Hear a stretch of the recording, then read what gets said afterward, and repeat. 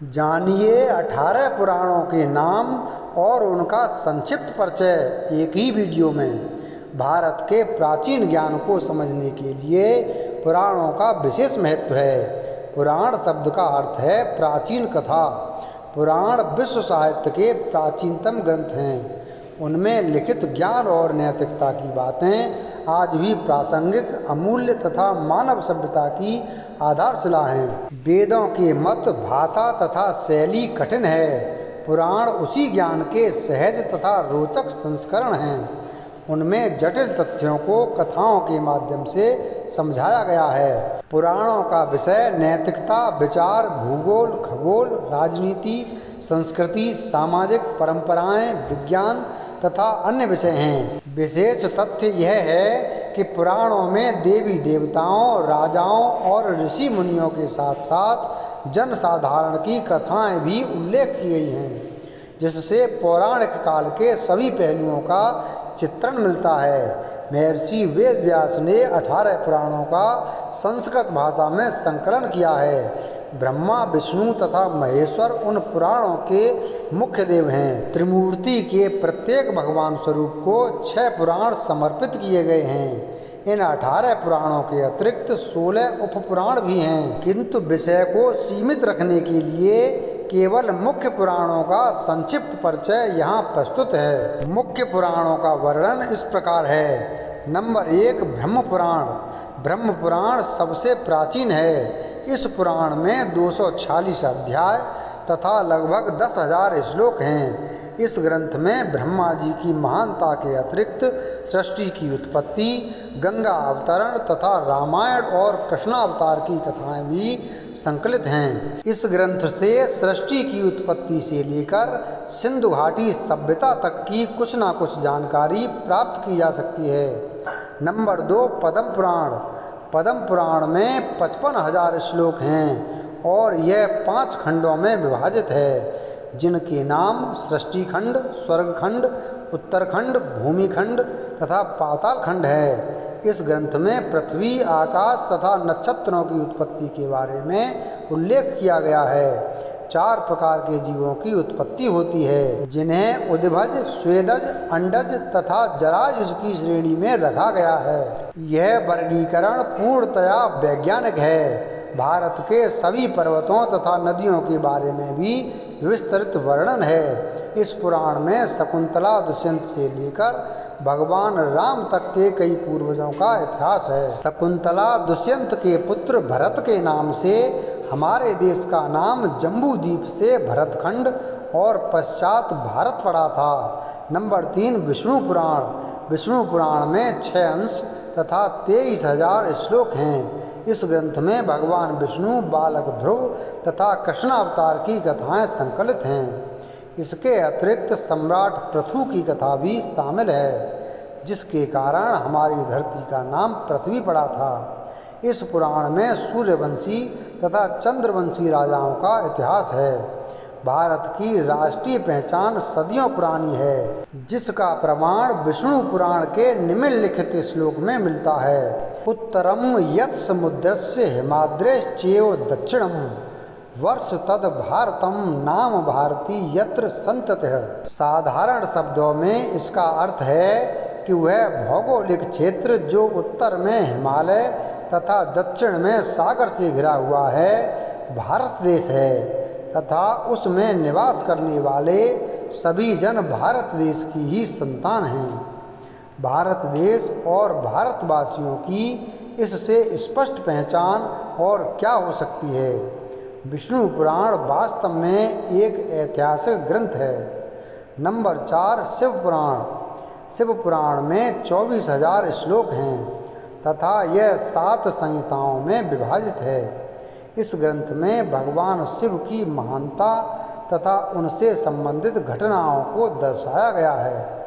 इस ग्रंथ को वायु पुराण भी कहते हैं। इसमें कैलाश पर्वत, शिवलिंग तथा रुद्राक्ष का वर्णन और महत्व, सप्ताह के दिनों के नामों की रचना, प्रजापतियों तथा काम पर विजय पाने के संबंध में वर्णन किया गया है। सप्ताह के दिनों के नाम हमारे सौर मंडल के ग्रहों पर आधारित हैं। और आज भी लगभग समस्त विश्व में प्रयोग किए जाते हैं। नंबर 5, भागवत पुराण। भागवत पुराण में 18,000 श्लोक हैं तथा 12 स्कंध हैं। इस ग्रंथ में आध्यात्मिक विषयों पर वार्तालाप है। भक्ति, ज्ञान तथा वैराग्य की महानता को दर्शाया गया है। विष्णु और कृष्ण अवतार की कथाओं के अतिरिक्त महाभारत काल से पूर्व के कई राजाओं, ऋषि मुनियों तथा असुरों की कथाएं भी संकलित हैं। इस ग्रंथ में महाभारत युद्ध के पश्चात श्री कृष्ण का देह त्याग, द्वारका नगरी के जलमग्न होने और यादव वंशियों के नाश तक का विवरण भी दिया गया है। नंबर 6, नारद पुराण।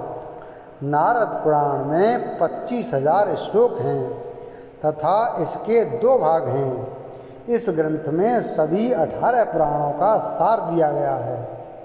प्रथम भाग में मंत्र तथा मृत्यु पश्चात के क्रम आदि के विधान हैं। गंगा अवतरण की कथा भी विस्तार पूर्वक दी गई है। दूसरे भाग में संगीत के 7 स्वरों, सप्तक के मंत्र, मध्य तथा तार स्थानों, मूर्छनाओं, शुद्ध एवं कूटतानों और स्वर मंडल का ज्ञान लिखित है। संगीत पद्धति का यह ज्ञान आज भी भारतीय संगीत का आधार है। जो पाश्चात्य संगीत की चकाचौंध से चकित हो जाते हैं, उनके लिए उल्लेखनीय तथ्य यह है कि नारद पुराण के कई शताब्दी पश्चात तक भी पाश्चात्य संगीत में केवल 5 स्वर होते थे तथा संगीत की थ्योरी का विकास 0 के बराबर था। मूर्छनाओं के आधार पर ही पाश्चात्य संगीत के स्केल बने हैं। नंबर 7, मार्कंडेय पुराण। अन्य पुराणों की अपेक्षा यह छोटा पुराण है। मार्कंडेय पुराण में 9,000 श्लोक तथा 137 अध्याय हैं। इस ग्रंथ में सामाजिक न्याय और योग के विषय में ऋषि मार्कंडेय तथा ऋषि जैमिनी के मध्य वार्तालाप है। इसके अतिरिक्त भगवती दुर्गा तथा श्री कृष्ण से जुड़ी हुई कथाएं भी संकलित हैं। नंबर 8, अग्नि पुराण। अग्नि पुराण में 383 अध्याय तथा 12,000 श्लोक हैं। इस पुराण को भारतीय संस्कृति का ज्ञानकोश कह सकते हैं। इस ग्रंथ में मत्स्य अवतार, रामायण तथा महाभारत की संक्षिप्त कथाएं भी संकलित हैं। इसके अतिरिक्त कई विषयों पर वार्तालाप हैं, जिनमें धनुर्वेद, गांधर्व वेद तथा आयुर्वेद मुख्य हैं। धनुर्वेद, गांधर्व वेद तथा आयुर्वेद को उपवेद भी कहा जाता है। नंबर 9, भविष्य पुराण। भविष्य पुराण में 129 अध्याय तथा 28,000 श्लोक हैं। इस ग्रंथ में सूर्य का महत्व, वर्ष के 12 महीनों का निर्माण, भारत के सामाजिक, धार्मिक तथा शैक्षिक विधानों आदि कई विषयों पर वार्तालाप हैं। इस पुराण में सांपों की पहचान, विष तथा विषदंत संबंधी महत्वपूर्ण जानकारी भी दी गई है। इस पुराण की कई कथाएं बाइबिल की कथाओं से भी मेल खाती हैं। इस पुराण में पुराने राजवंशों के अतिरिक्त भविष्य में आने वाले नंदवंश, मौर्य वंशों, मुगल वंश, छत्रपति शिवाजी और महारानी विक्टोरिया तक का वृतांत भी दिया गया है। ईसा के भारत आगमन तथा मोहम्मद और कुतुबुद्दीन ऐबक का जिक्र भी इस पुराण में दिया गया है। इसके अतिरिक्त विक्रम वेताल तथा बेताल पच्चीसी की कथाओं का भी विवरण है। सत्यनारायण की कथा भी इसी पुराण से ली गई है। यह पुराण भी भारतीय इतिहास का महत्वशाली स्रोत है, जिस पर शोध कार्य करना चाहिए। नंबर 10, ब्रह्म वैवर्त पुराण। ब्रह्म वैवर्त पुराण में 18,000 श्लोक तथा 218 अध्याय हैं। इस ग्रंथ में ब्रह्मा, गणेश, तुलसी, सावित्री, लक्ष्मी, सरस्वती तथा कृष्ण की महानता को दर्शाया गया है तथा उनसे जुड़ी हुई कथाएं संकलित हैं। इस पुराण में आयुर्वेद संबंधी ज्ञान भी संकलित है। नंबर 11, लिंग पुराण। लिंग पुराण में 11,000 श्लोक और 163 अध्याय हैं। सृष्टि की उत्पत्ति तथा भौगोलिक काल में युग कल्प आदि की तालिका का वर्णन है। राजा अम्बरीश की कथा भी इसी पुराण में लिखित है। इस ग्रंथ में अघोर मंत्रों तथा अघोर विद्या के संबंध में भी उल्लेख किया गया है। नंबर 12 वराह पुराण। वराह पुराण में 217 स्कंद तथा 10,000 श्लोक हैं। इस ग्रंथ में वराह अवतार की कथा के अतिरिक्त भगवत गीता महात्म का भी विस्तार पूर्वक वर्णन किया गया है। इस पुराण में सृष्टि के विकास, स्वर्ग, पाताल तथा अन्य लोकों का भी वर्णन दिया गया है। श्राद्ध पद्धति, सूर्य के उत्तरायण तथा दक्षिणायन विचरने, अमावस और पूर्णमासी के कारणों का वर्णन है। महत्व की बात यह है कि जो भौगोलिक और खगोलिक तथ्य इस पुराण में संकलित हैं, वही तथ्य पाश्चात्य जगत के वैज्ञानिकों को 15वीं शताब्दी के बाद ही पता चले थे। नंबर 13 स्कंद पुराण। स्कंद पुराण सबसे विशाल पुराण है तथा इस पुराण में 81,000 श्लोक और 6 खंड हैं। स्कंद पुराण में प्राचीन भारत का भौगोलिक वर्णन है, जिसमें 27 नक्षत्रों, 18 नदियों, अरुणाचल प्रदेश का सौंदर्य, भारत में स्थित 12 ज्योतिर्लिंगों तथा गंगा अवतरण के आख्यान शामिल हैं। इस पुराण में सह्याद्री पर्वत श्रृंखला तथा कन्याकुमारी मंदिर का भी उल्लेख किया गया है। इसी पुराण में सोमदेव, तारा तथा उनके पुत्र बुध ग्रह की उत्पत्ति की अलंकारमयी कथा भी है। नंबर 14 वामन पुराण। वामन पुराण में 95 अध्याय तथा 10,000 श्लोक तथा 2 खंड हैं। इस पुराण का केवल प्रथम खंड ही उपलब्ध है। इस पुराण में वामन अवतार की कथा विस्तार से कही गई है, जो भरूच, कच्छ, गुजरात में हुआ था। इसके अतिरिक्त इस ग्रंथ में भी सृष्टि, जम्बू द्वीप तथा अन्य 7 द्वीपों की उत्पत्ति, पृथ्वी की भौगोलिक स्थिति, महत्वशाली पर्वतों, नदियों तथा भारत के खंडों का जिक्र है। नंबर 6 कूर्मा पुराण। कूर्मा पुराण में 18,000 श्लोक तथा 4 खंड हैं। इस पुराण में चारों वेदों का सार संक्षिप्त रूप से दिया गया है। कूर्मा पुराण में कूर्मा अवतार से संबंधित सागर मंथन की कथा विस्तार पूर्वक लिखी गई है। इसमें ब्रह्मा, शिव, विष्णु, पृथ्वी, गंगा की उत्पत्ति, 4 युगों, मानव जीवन के 4 आश्रम, धर्मों तथा चंद्रवंशी राजाओं के बारे में भी वर्णन है। नंबर 16 मत्स्य पुराण। मत्स्य पुराण में 290 अध्याय तथा 14,000 श्लोक हैं। इस ग्रंथ में मत्स्य अवतार की कथा का उल्लेख विस्तार से किया गया है। सृष्टि की उत्पत्ति, हमारे सौर मंडल के सभी ग्रहों, 4 युगों तथा चंद्रवंशी राजाओं का इतिहास वर्णित है। कच्छ, देवयानी, शर्मिष्ठा तथा राजा ययाति की रोचक कथा भी इसी पुराण में है। नंबर 17 गरुड़ पुराण। गरुड़ पुराण में 279 अध्याय तथा 18,000 श्लोक हैं। इस ग्रंथ में मृत्यु पश्चात की घटनाओं, प्रेतलोक, यमलोक, नरक तथा 84 लाख योनियों के नरक स्वरूपी जीवन आदि के बारे में विस्तार से बताया गया है। इस पुराण में कई सूर्यवंशी तथा चंद्रवंशी राजाओं का भी वर्णन है।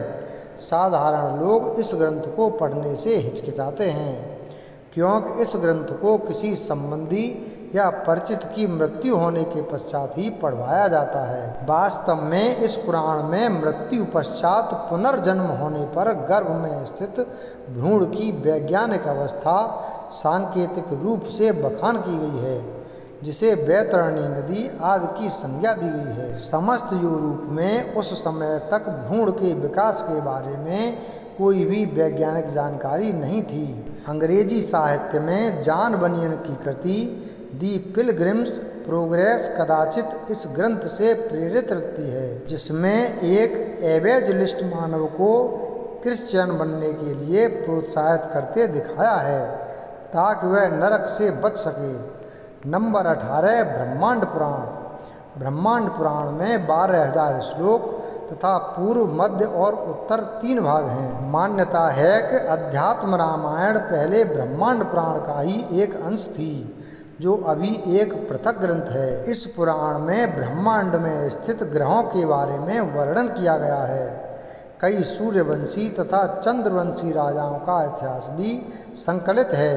सृष्टि की उत्पत्ति के समय से लेकर अभी तक 7 मनोवंतर बीत चुके हैं, जिनका विस्तृत वर्णन इस ग्रंथ में किया गया है। परशुराम की कथा भी इस पुराण में दी गई है। इस ग्रंथ को विश्व का प्रथम खगोल शास्त्र कह सकते हैं। भारत के ऋषि इस पुराण के ज्ञान को इंडोनेशिया भी लेकर गए थे, जिसके प्रमाण इंडोनेशिया की भाषा में मिलते हैं।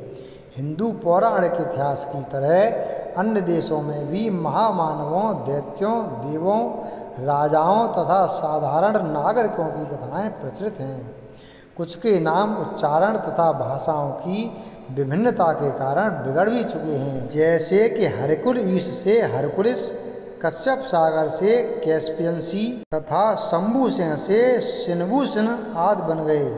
तक्षक के नाम से तक्षशिला और तक्षक खंड से ताशकंद बन गए।